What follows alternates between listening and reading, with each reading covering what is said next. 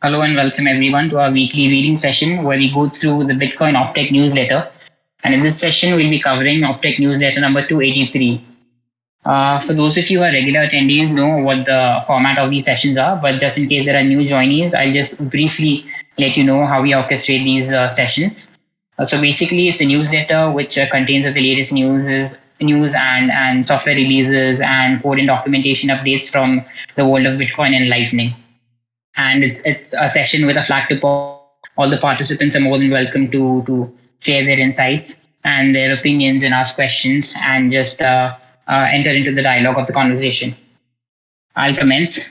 So this week's newsletter shares the disclosure of past vulnerabilities in LND, summarizes the proposal for fee-dependent time locks, describes an idea for improving fee estimation using transaction clusters, discusses how to specify unspendable keys in descriptors, examines the cost of pinning in the V3 transaction relay proposal, mentions a proposed BIP to allow descriptors to be included in PSBTs, announces a tool that can be used with the MAT proposal to prove a program executed correctly, looks at a proposal for allowing highly efficient group exits from a pool UTXO, and points to the new coin selection strategies being proposed for Bitcoin Core. Also included are our regular sections announcing new software releases and describing notable changes to popular Bitcoin infrastructure. So we'll get into the news section. All right. So the first news that we'll discuss for today's session. Just an announcement. Sorry for interrupting, Basil. So we are recording, but we are not able to stream it because of screen issues. All right, fine. So the first news is that disclosure of past LND vulnerabilities. Nicholas Gerber posted to Delving Bitcoin about two vulnerabilities he had previously responsibly disclosed, which led to fixed versions of LND being released. Anyone using LND 0.15.0 or later is not vulnerable. Anyone using an earlier version of LND should consider upgrading immediately due to these vulnerabilities and other known vulnerabilities affecting older releases. In brief, the two disclosed vulnerabilities were: the first is a DOS vulnerability that could have led to LND running out of memory and crashing. If LND is not running, it can't broadcast time-sensitive transactions, which can lead to loss of funds. The second vulnerability is a censorship vulnerability that could allow an attacker to prevent an LND node from learning about updates to targeted channels across the network. An attacker could use this to bias a node towards selecting certain routes for payments it sent, giving the attacker more forwarding fees and more information about the payments the node sent. Gerber made his initial disclosure to the LND developers over 2 years ago, and versions of LND containing fixes for both vulnerabilities have been available for over 18 months. Optech is unaware of any users who were affected by either vulnerability. So Nicholas Gerber posted to Delving Bitcoin two vulnerabilities that he discovered in 2021, sorry. And he discusses both the vulnerabilities. And the first vulnerability that he talks about is the possibility of an LND node running out of memory and crashing. Now, how is this possible?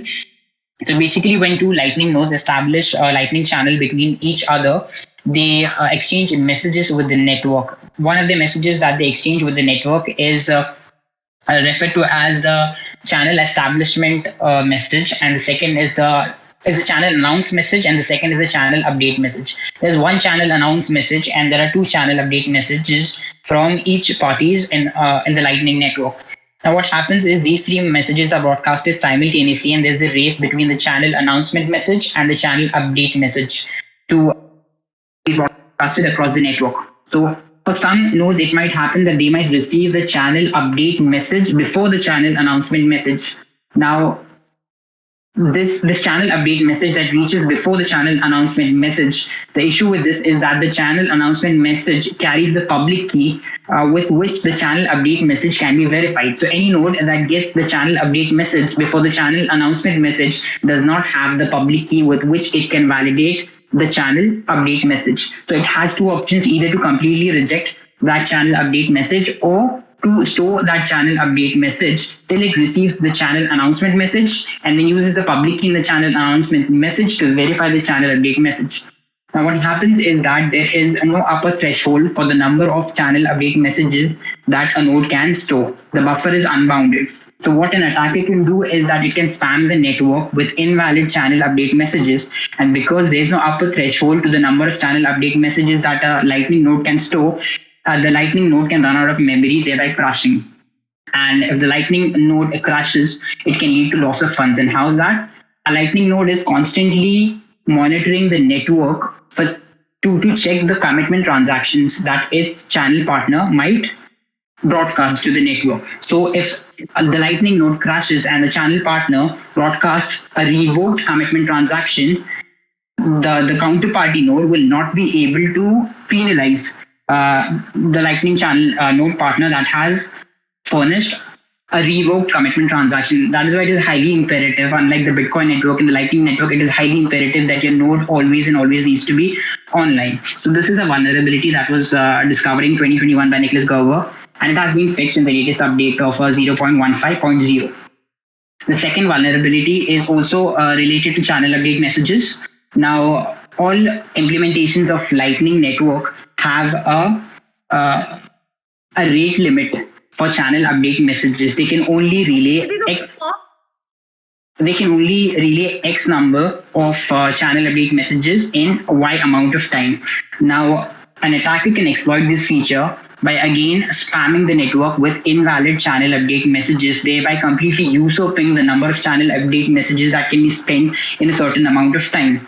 What happens is that channel update messages are their signatures are verified after they are included in that time epoch and not before that. Now, what the update does is that when a channel update message is broadcasted, immediately the first thing that is done is that its signature is verified. Only if it is verified and it's proven that it's a valid channel update message is that included in the number of channel update messages that can be relayed in X amount of time, thereby preventing a spammer from just spamming invalid channel update messages.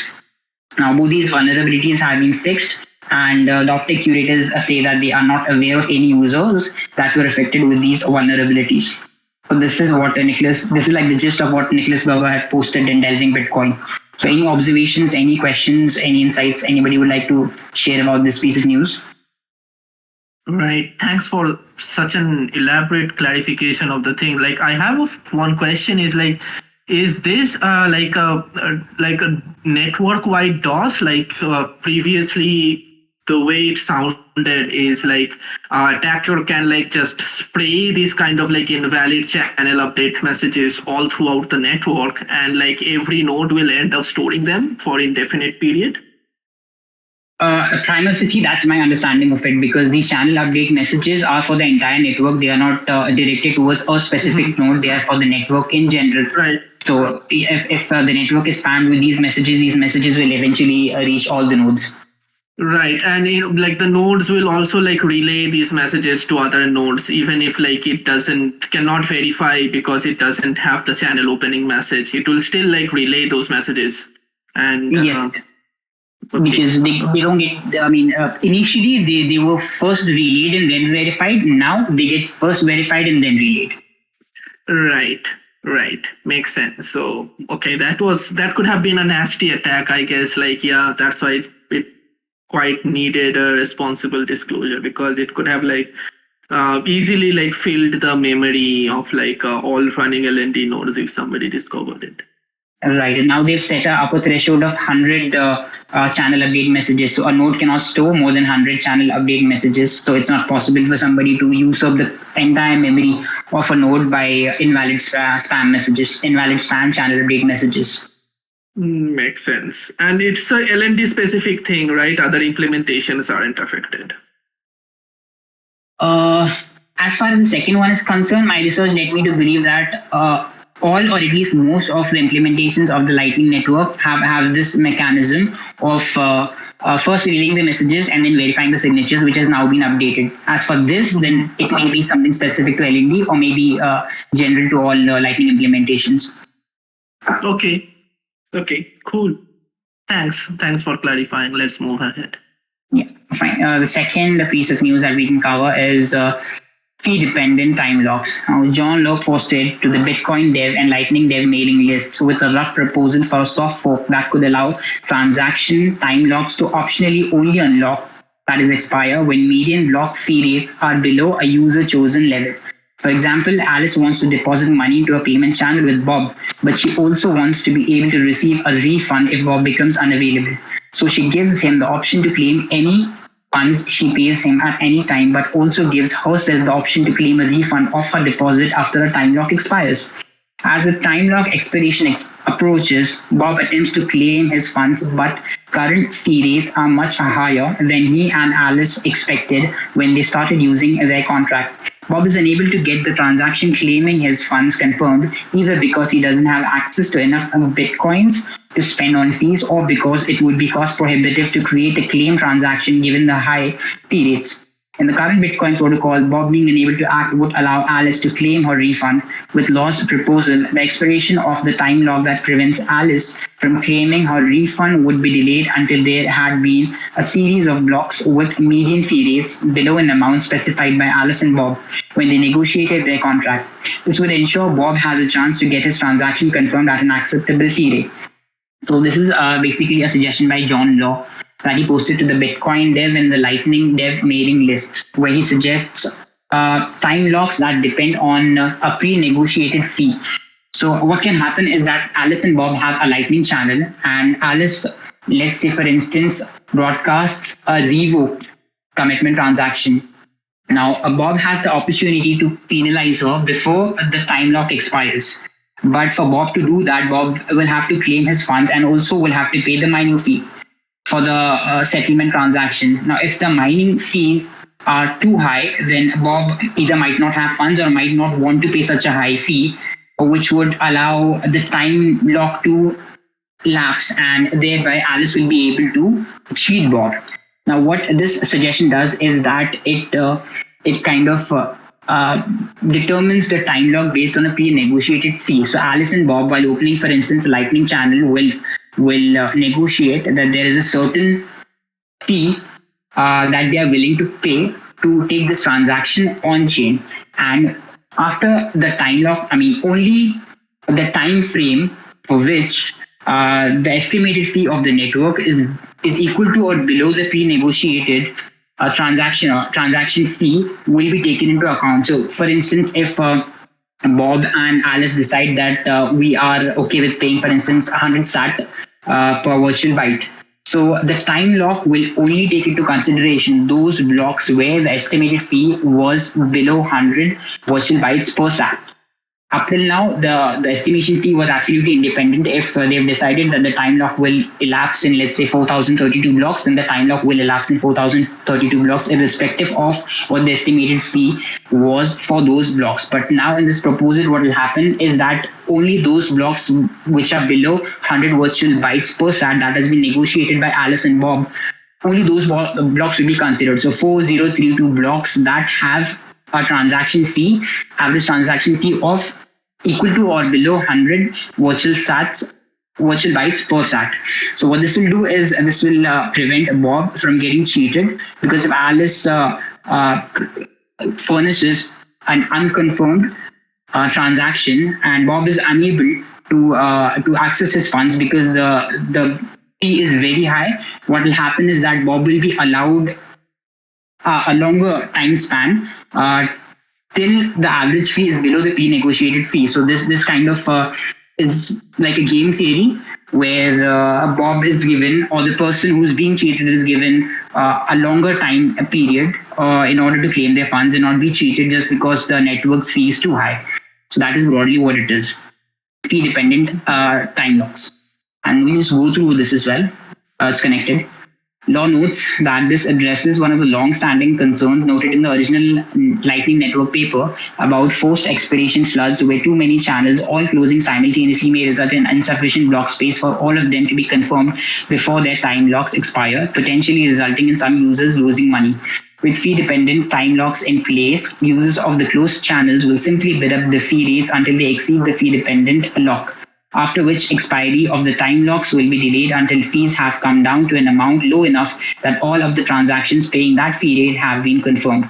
LN channels currently involve 2 users each. With proposals such as channel factories and join pools, where more than 2 users share a UTXO, are even more vulnerable to forced expiration floods.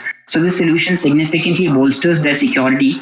It also notes that in at least some of those constructions, the party that holds the refund condition, example Alice in our example, is one of the most disadvantaged by fees increasing, given the capital is locked up in the contract until fees decrease. Fee-dependent locks give that party an extra incentive to act in a way that keeps fee rates low. Example, not close many channels within a short period of time. The implementation details for fee-dependent time locks are chosen to make them easy for contract participants to optionally use and to minimize the amount of extra information full nodes need to store in order to validate them.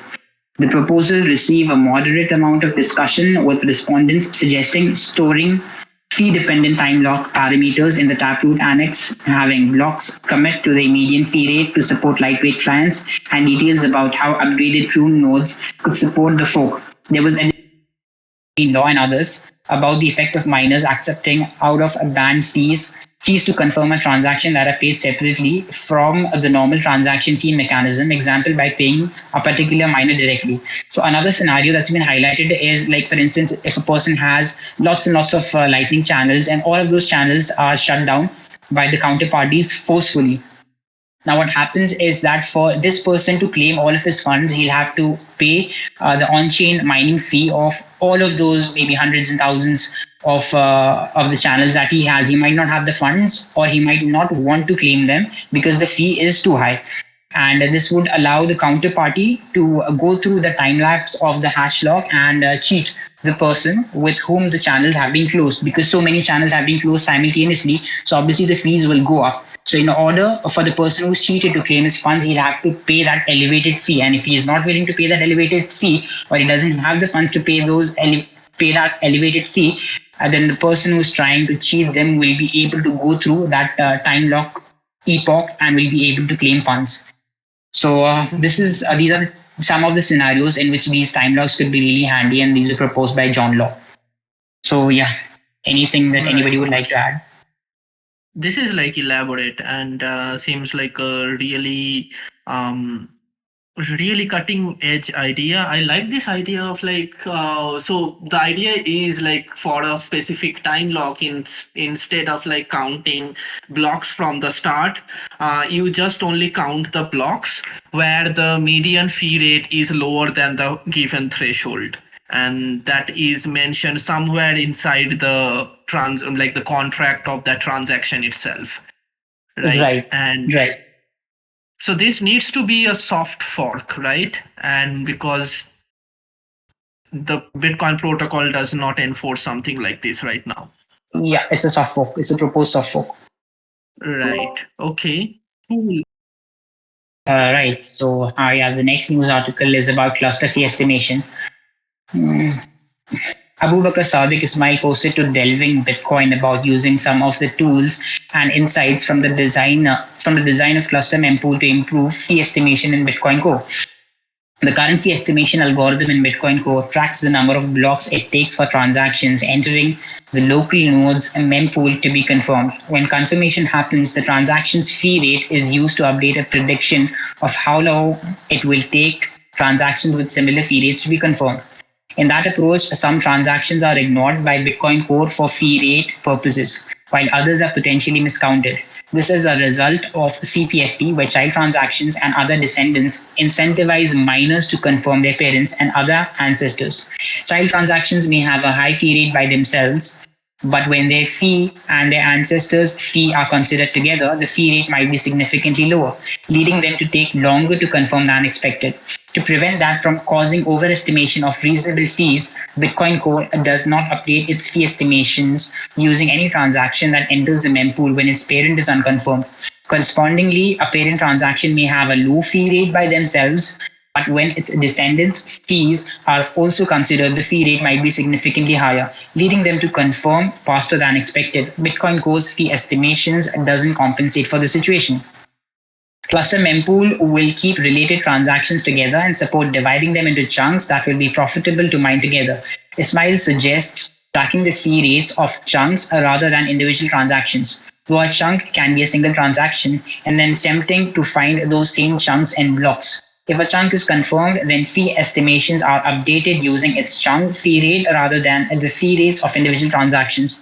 The proposal was well received, with developers discussing the details of an updated algorithm would need to consider. So basically, what the concept of cluster fee estimation is, currently what Bitcoin Core does is that in order to calculate the estimated fee or the predicted fee, it takes individual transactions into consideration. Now, how this can be deceptive is that, for instance, somebody broadcasts a transaction with a very low transaction fee, and then like attaches a child to it which has a high transaction fee. Now, despite the parent having a low transaction fee, it will get mined quickly because it has a child that has a high transaction fee. So that will be taken into consideration by the miner. However, that cannot be taken as something which is a parameter or a thumb rule, because here, even though the parent transaction is getting mined despite having a very low transaction fee, that is actually not the case. You have to look at the entire picture, the entire broader picture. The parent transaction here is getting mined because of the child transaction. But what Bitcoin Core does is that it takes parent transaction into consideration in isolation, uses the fee that has been paid to mine the parent transaction, and uses it as one different reference parameter, and then it individually treats the child transaction, looks at the fee that has been paid to get the child transaction mined, and considers that as a completely different transaction. Now, this can be deceptive because generally the miner will mine both the parent and the child transactions and will take the cumulative fee. It is the cumulative fee of the set that is incentivizing or luring or attracting the miner. What cluster fee estimation suggests is that transactions that are dependent on each other, whether they are ancestors or their descendants, must be treated as a cluster. So if there is a parent transaction which has a very low fee, and then it has a child transaction which has a very high fee, these two should be considered as a cluster, and the cumulative fee that is paid for this cluster should be used for estimation of transaction fee in Bitcoin Core, which to me like makes a lot of sense.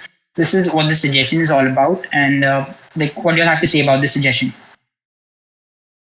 Makes sense. So this is it seems like this is related to something like package relay kind of idea, where a cluster of transactions, related transactions like parents with multiple descendants, are relayed together, mined together, and put into mempool together, and also like removed from mempool together. And can you click on the cluster mempool link on the top and see if it has some more details about Like it's a long article, I think. yeah. Want me to go through it or No, what? no, no. We don't want to go No, through it. right. Just want to see like if it has some reference to package relays or how these two ideas are related. Yeah, I think while doing my research, I did come across that word package relay. I think it is analogous to that, where you club a package of transactions and then like deduce a ruling on the entire package, entire cluster, not on individual transactions. Yes, yes, yes. Right. So I guess like somebody like this cluster mempool is basically like somebody is creating a mempool that basically works like a package relay mempool, and yeah. To an unconfirmed transaction in a mempool with related, and each cluster contains fee sorted chunks consisted of one or more transaction. Yeah, makes sense. Like it seems like a similar kind of idea. Okay, cool. Right. So you move on to the next one. Next one is how to specify unspendable keys and descriptors. Salvatore Ingala started a discussion on delving Bitcoin about how to allow descriptors, particularly those for Taproot, to specify a key for which no private key is known, preventing spending from that key. One important context for this is sending money to a Taproot output that can only be spent via a script path spend. To do this, the key that allows key path spending must be set to an unspendable key. Engala describes several challenges to using unspendable keys in descriptors and several proposed solutions with different trade-offs. Peter Wooler summarized several recent in-person discussions about descriptors, including a particular idea about unspendable keys. Posey Baker asked for details about why the unspendable key can't be a constant value, such as the nothing up my sleeve nums point in BIP 341, which would allow everyone to immediately know that an unspendable key was used, a possible advantage to some protocols, such as silent payments. Pingala replied to Baker that it is a form of fingerprinting. You can always reveal this information yourself if you want or need it, but it's great if the standards don't force you to do so. Wooler further replied with an algorithm for generating the proof. In the last post in the thread at the time of writing, Ingala noted that some of the work of specifying policies related to unspendable keys can be split between descriptors and WIP388 wallet policies. So what I could understand from this news article is that basically like pay to taproot transactions, there are two ways to retrieve them. The first is a key path where you have a private key using which you can spend the transaction, and the second is a script path, which for which you have to provide a proof of like a Merkle proof that satisfies the script condition. So there are two avenues through which you can spend the taproot transactions, and generally the preferred one is the public key or using the private key.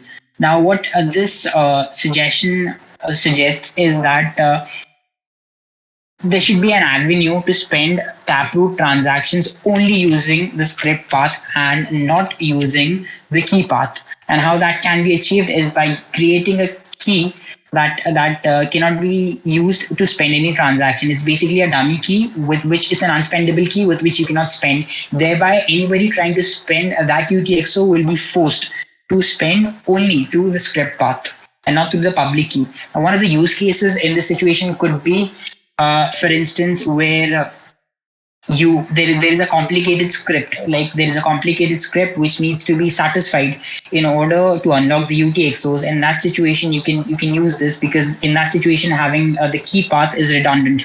You will not be like one person unilaterally will not be using his private key to spend the transaction. Rather, you will have to use a script path because the spending is conditional to a complicated script.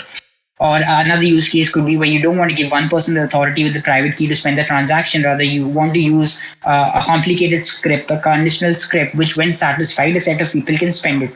So these are like two of the motivations that I can think of why somebody would want to create a descriptor where the taproot transactions are only spendable via the script path and not spendable via the private key. That's my kind of understanding of this proposal. So, Right. any inputs? I think this was possible always, and yeah, but this has some like nice effects. I'm curious to know like what would be like its advantage for silent payments. But yeah, something that I can dig down later. Right. Even I didn't go into that. So yeah, maybe later on we can go into it. Mhm. Cool. So the next one is weekly transaction pinning costs.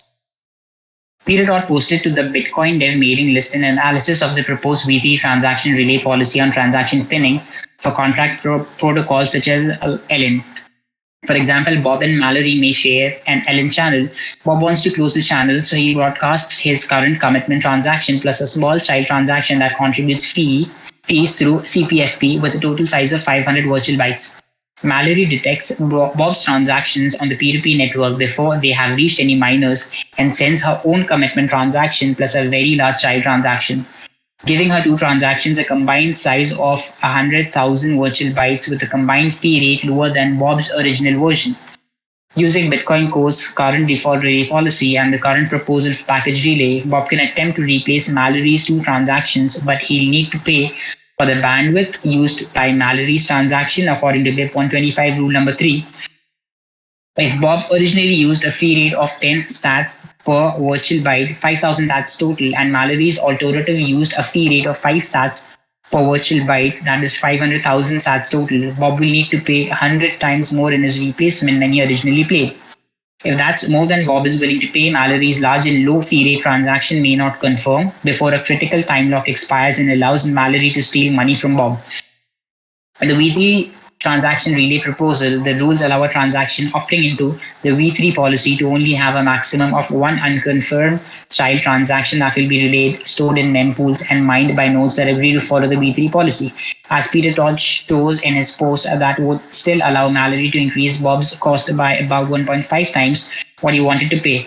Respondents largely agreed that there was a risk that Bob might need to pay more in the case of a malicious counterparty, but they noted that a small multiple is much better than 100 times or more that Bob might need to pay under the current relay rules.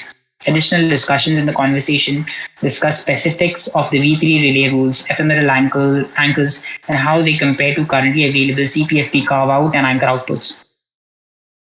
So basically, what this proposal mentions is that uh, it's I mean it broadly deals with these ephemeral anchors, the concept of ephemeral anchor outputs, which are basically zero value and zero fee outputs that pay to an opt2 script. So anybody in the network can redeem this transaction. Now, the unique feature of these ephemeral anchor outputs is that they act as a hook or lock on a transaction. So to any transaction to which you apply an ephemeral anchor output, it acts as a hook. And until and unless that ephemeral anchor output is not redeemed or retrieved, the transaction is not retrieved. So what can happen is one use case of this could be that when two people are opening a lightning channel, they are not sure when they will close the channel and what would be the estimated fee at that point in time. That is why they differ the decision making of what fee they are willing to pay when they close the channel. In this situation, they can apply an anchor or a hook or a lock to the transaction, which is a zero output, a zero transaction fee. You take so. And while they are trying to close the channel, at that point in time, they can attach a child a transaction to this ephemeral anchor output and then stipulate a fee that they are willing to pay for that child. Now, this anchor output in itself has zero fee, but they've attached a child to it, which is paying a fee, which will incentivize the miner to mine the child output as well as the anchor output. And once the anchor output and the child output are mined, the channel partners can redeem their funds. Now, what can happen is a griefing attack can take place where an adversary would, because the anchor output is spending to an obtuse script. So anybody on the network can attach a child to that anchor output. So like an adversary can attach a child to that output with a higher fee and thereby make the actual channel partners like bid up the fee even more in order to claim their funds. So it could be like a griefing attack where the person who's attacking is not does not have any incentive of his own, but he's just trying to make the channel partners bid up their fees. So this is like an attack, and how they're trying to limit is that an anchor output can have only one unmined or unconfirmed child transaction that will be relayed and stored in the mempools. And some of the scenarios I think that Peter Todd mentions in a very small article that he's written, what could happen if like Mallory tries to bid up the transaction fee of the child transaction of the anchor output. Yeah, what could Alice do in that situation? There could be three outcomes. Wait for Mallory's low fee transaction to be mined. Mempool expiration does not help here as Mallory can rebroadcast it indefinitely. So it will differ the channel partners from training their funds because they will have to wait till Mallory's low fee transaction is mined. Mallory here being the attacker. Hope a transaction got to a miner and wait for it to get mined. Hope that the transaction got mined quickly despite having a low fee, or replace it with an even higher fee transaction, like add a child transaction to the anchor output with an even higher transaction as compared to the Mallory's fee, thereby incentivizing the miners and luring them to mine Alice's transaction instead of Mallory's transaction, spending it at least as much money as Mallory allocated. So yeah, this is like a kind of a griefing attack that can happen on transactions that have anchor outputs, and a proposal that has been made to limit that griefing attack and limit the amount of fee bump that the actual or the deserving recipient of the transaction will have to pay. Like that's my understanding of this suggestion. Anything to say, anyone? So far, like I'm a bit still a bit hazy on like on the details of it, but yeah, seemed like an interesting idea. And this V3 transaction relay thing that has been in conversation for like past 1 year, and so like basically Peter Todd is like basically proposing to um add something on top of the V3 transaction relay, or like what exactly is his proposal changes. I mean, you were not audible for a few seconds, Raj. Okay, so I was asking like was Peter Todd proposing like he need like something needs to be changed with the V3 transaction relay as it stands now? or he was proposing something else? So No, I he's think basically describing an attack, basically, right? yes, he's describing an attack. And I mean, V3 transactions are these not transactions that basically have anchor outputs? Like for a transaction to have an anchor output, it needs to comply with V3 transaction policies. Is it not the case? Yeah, and I think like the V3 transaction policy is same as that package relay kind of things where like related transactions are relayed together. So anchor outputs will be a situation of that where you have anchors and like you can attach child to it and anchor and the parent and the child will go through together. So those will be part of like V3 transactions. Is right. And I think there are anchor outputs that have zero value and zero fee. If you're aware, is it also possible to have an anchor output that does have a value and a fee, but nobody would want to do that, right? Because it's paying to an opt2 script, so anybody can redeem the funds. Right, yeah. So nobody would want to do that, and that's why like it has zero values. But you can like in Right. theory have like non-zero values over there also. Right. Cool. Fine. Okay. So the next one is descriptors in PSBT draft BIP. The Seed Hammer team posted a draft BIP to the Bitcoin Dev mailing list for including descriptors in PSBTs. The main intended use seems to be encapsulating descriptors in the PSBT format for transfer between wallets, as the proposed standard allows PSBTs to omit transaction data when a descriptor is enclosed.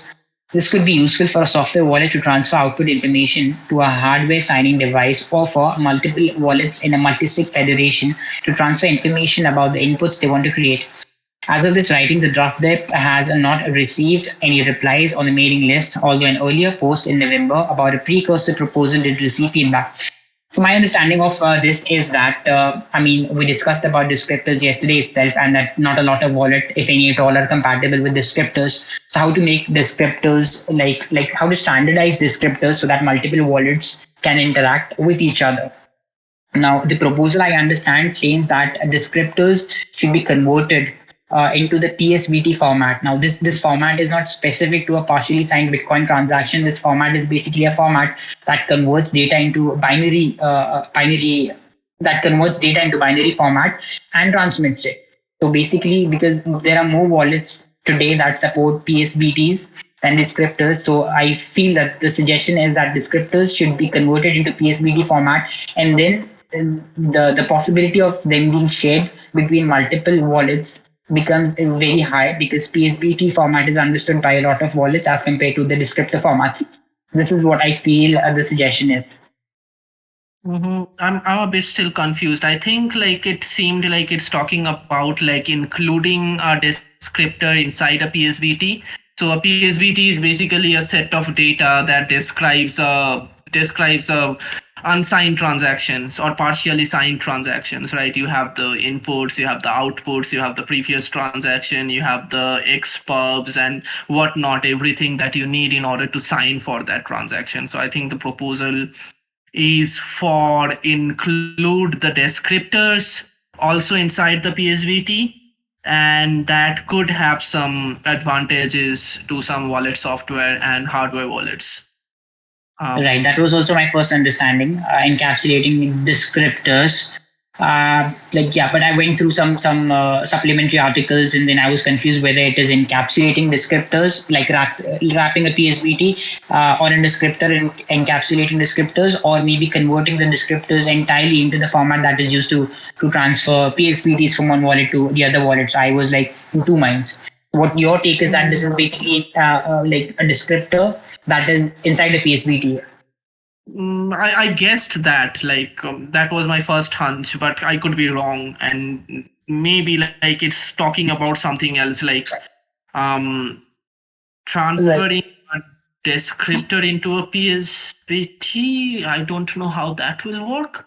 Like when you read this article, that is the inference that I reached to as well, that because it says encapsulating descriptors. But I went through the podcast of the Bitcoin Optech team, and there they were mentioning that the PSBT, the format in which PSBTs are transmitted from one device to the other device, it is not specific to partially signed Bitcoin transactions. It's just a format which is used to transfer data in binary form from one device to other device.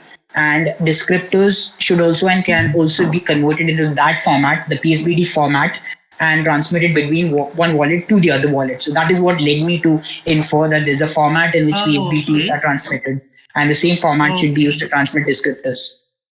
Okay, makes sense. I guess like but that I'll need to like dig down a bit deeper in order to understand what's going on over there. But okay, could be. Yeah, right, fine. Okay, we move on to the next one.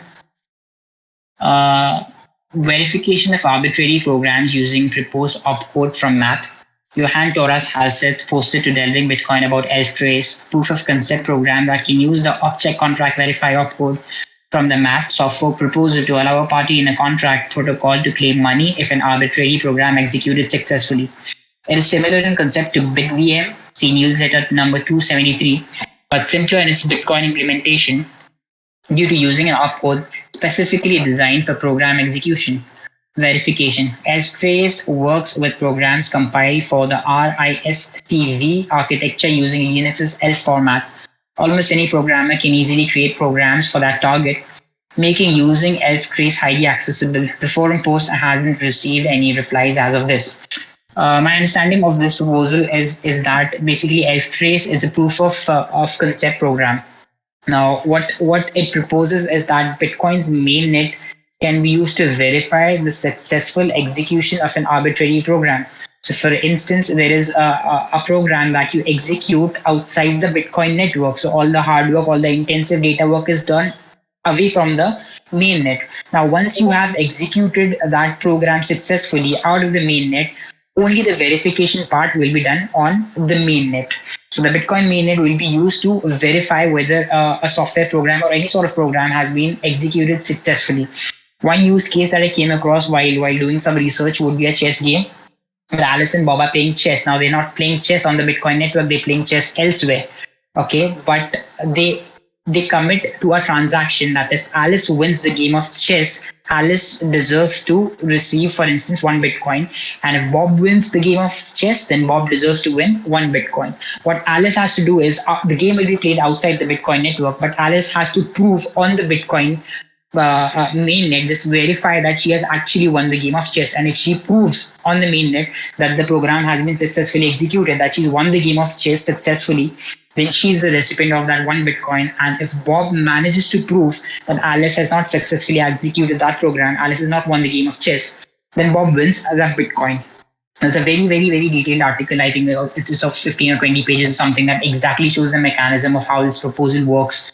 I think they'll be using Merkle trees, where each Merkle tree has like a step or a script. And if Alice has won the game successfully, then she will be able to satisfy that entire script and be able to prove that she successfully executed that software program. And then when she's able to do that, she gets the transaction that has been committed to. And if Bob can prove that Alice is not able to satisfy the entire script, then Bob is the recipient of that Bitcoin. So this is basically executing a software program elsewhere and just using the Bitcoin mainnet to verify it, and then whoever is able to do that gets the money or the Bitcoins that have been committed to.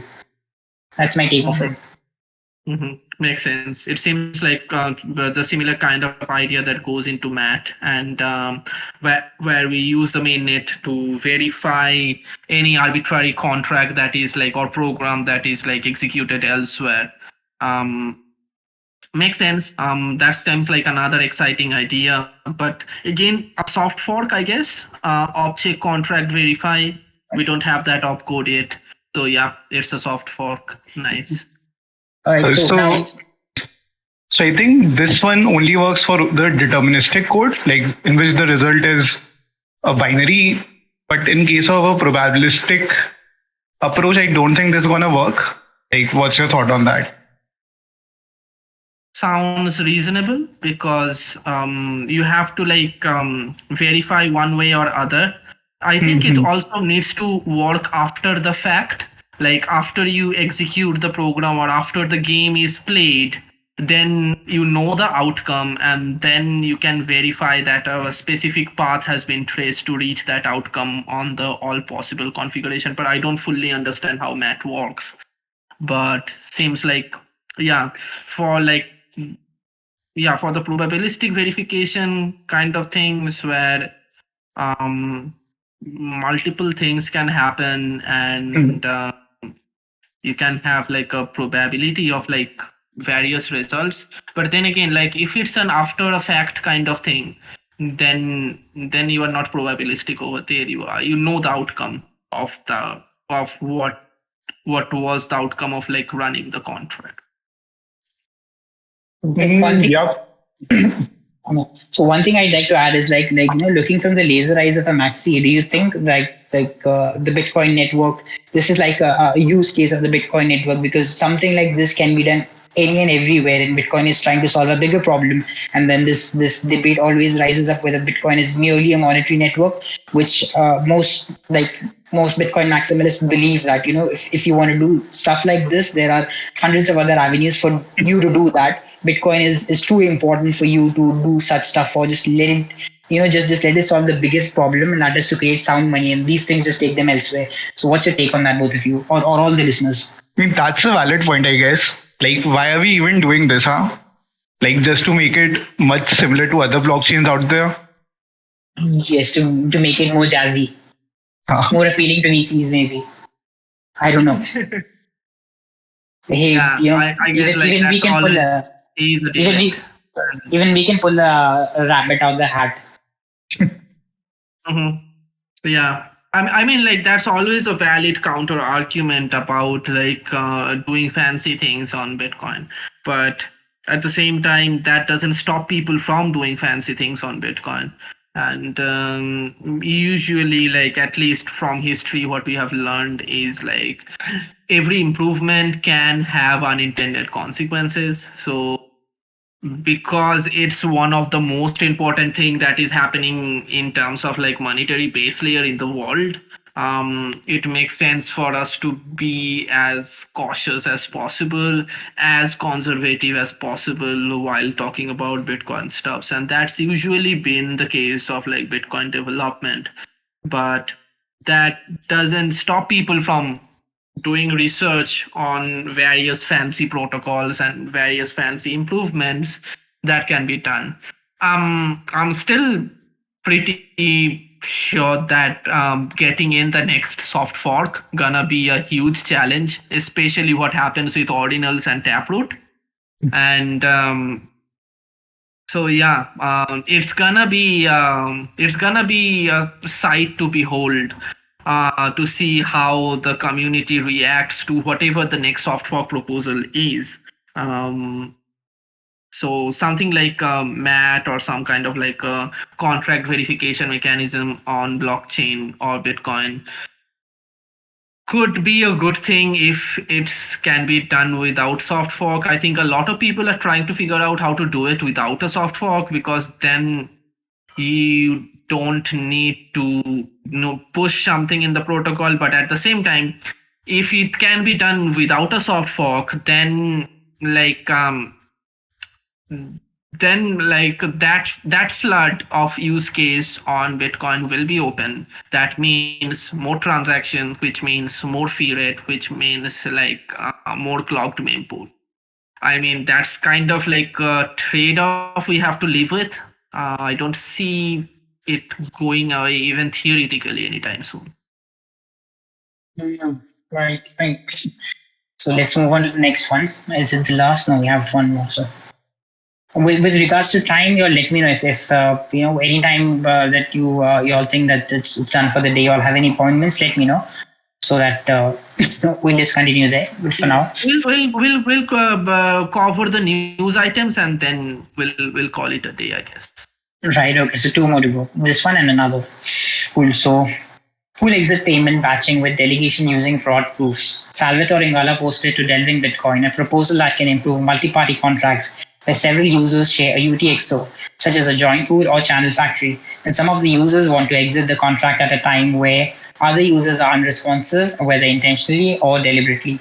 The typical way to construct such protocols is by giving each user an off-chain transaction that the user can broadcast in case they want to exit. That means even in the best case, if 5 users want to exit, they each need to broadcast a separate transaction. Each of those transactions will have at least one input and one output, a total of 5 inputs and 5 outputs. Ingala suggests a way those users could work together to exit with a single transaction that could have a single input and 5 outputs, giving them the typical payment batching reduction in transaction size by about 50%. In complex multi-party contracts with very large numbers of users, the reduction in on-chain size can easily be significantly larger than 50%, even better if the 5 active users simply wanted to move their funds to a new shared UTXO involving just them. They could use a single input and single output transaction, saving about 80% in the case of 5 users or about 99% in the case of 100 users. That huge savings for large groups of users moving their funds from one contract to another may be critical when transaction fee rates are high and many users have relatively small balances in the contract. For example, 100 users each have a balance of 10,000 sats, that's 4 USD at the time of writing. If they individually had to pay transaction fees to exit the contract and enter a new contract, then even with an improbably small spending transaction size of 100 virtual bytes, a transaction fee of 100 sats per virtual byte would consume their entire balance. If they can move their combined funds to 1 million sats in a single 200 virtual byte transaction at 100 sats per virtual byte, then each user will pay only 200 sats, that's 2% of their balance. The payment batching is accomplished by having one of the participants. Just give me 1 second. Yeah, the payment batching is accomplished by having one of the participants in the multi-party contract protocol construct a spend of the shared funds to the outputs agreed upon by other active participants. The contract allows this, but only if the constructing party funds a bond that they will forfeit if anyone can prove that they spend the contract protocol's funds incorrectly. The bond amount should be considerably more than the constructing party can gain from attempting an incorrect transfer of funds. If no one generates a fraud proof showing the constructing party acted inappropriately within a period of time, the bond is refunded to the construction party.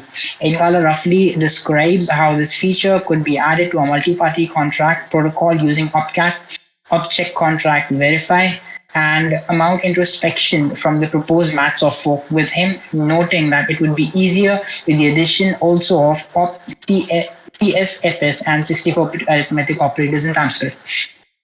So basically, this proposal firstly discusses an issue or a scenario where there are multiple people that own the same UTXO, they share the same UTXO. And if some people from among those multiple people want to opt out and take their share, in the situation, what will happen is that an individual transaction will have to be given to each participant that wants to opt out of this shared UTXO, and each participant will have to separately broadcast and get their transaction mined. And the transaction fee that they will pay will obviously be higher, because if 5 people want out, then they have to pay 5 separate transaction fees. Now, an alternative that has been proposed is that a mechanism in which one among the multiple people that share the UTXO is given the authority to send a transaction to predefined addresses of all the people that cumulatively own the UTXO.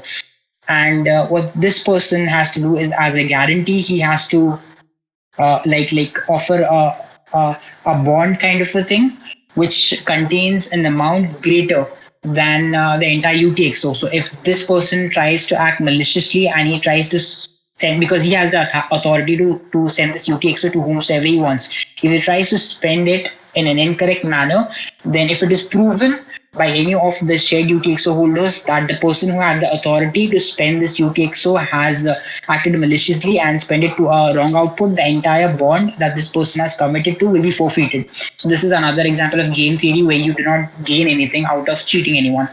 And if nobody within a certain span of time can prove that the person who had the authority to spend this UTXO has spent it to any of the wrong recipients, then the recipients get their money, and at the same time, the bond is returned back to its rightful owner. So this is what this proposal as a whole contains. So, like, any take, any acknowledgement? None so far from me. Seems like a cool proposal. Right, cool. We move on to the last one: new coin selection strategies. Mark Ohart posted to Delving Bitcoin. Just a second, I highlighted.